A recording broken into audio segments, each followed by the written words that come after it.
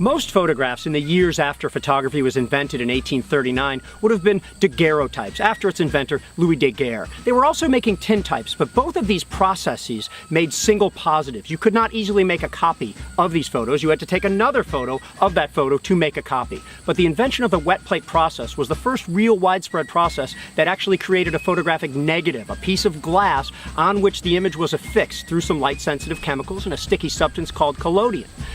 If you took that negative and put a black background behind it, that negative became a positive, and that is essentially an ambrotype.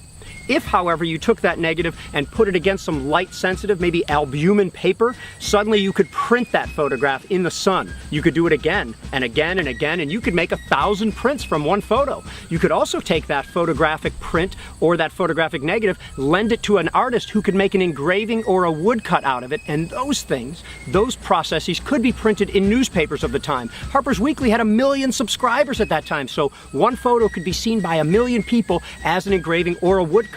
These photographers also sold photos, and most of these photos are also being sold using the wet plate process by printing cartes de visite. People had calling cards of their own image they could hand out to people, and also through stereo views. Most photographers' outdoor views were recorded using a twin lens camera an eye width apart, and by doing that and putting these things on a special card into a viewer, they could see these pictures in 3D. And in that fashion, there was a huge craze in the 1850s and 60s by which people could travel the world by looking at photos in their 3D viewer.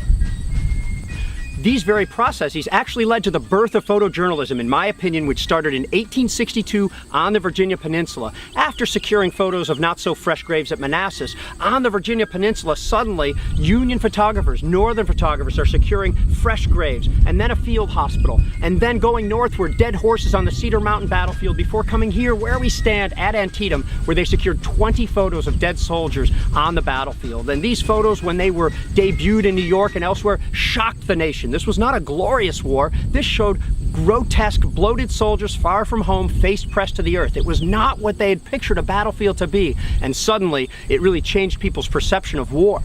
Only on a few more occasions, notably at Corinth, Mississippi, at Fredericksburg, twice, at Gettysburg, at Spotsylvania, and Petersburg, were Union photographers able to secure photos of the dead where they fell. So it's a very finite resource, 97 photos taken of dead soldiers on battlefields in total, and that's why we study them very carefully. There are other important things to know about Civil War photography, such as that most Civil War photos were taken by Union photographers in the East. The South quickly ran out of photochemicals, the blockade really worked, and these chemicals were slow to reach to the West, and the vast distances between battlefields in the West compared to the East made it so that most photos were recorded by Union photographers in the East. These photographers managed to secure at Charleston a photo of actual combat, and you see troop movements actually at Second Battle of Fredericksburg. But there are also a lot of myths associated with Civil War photography.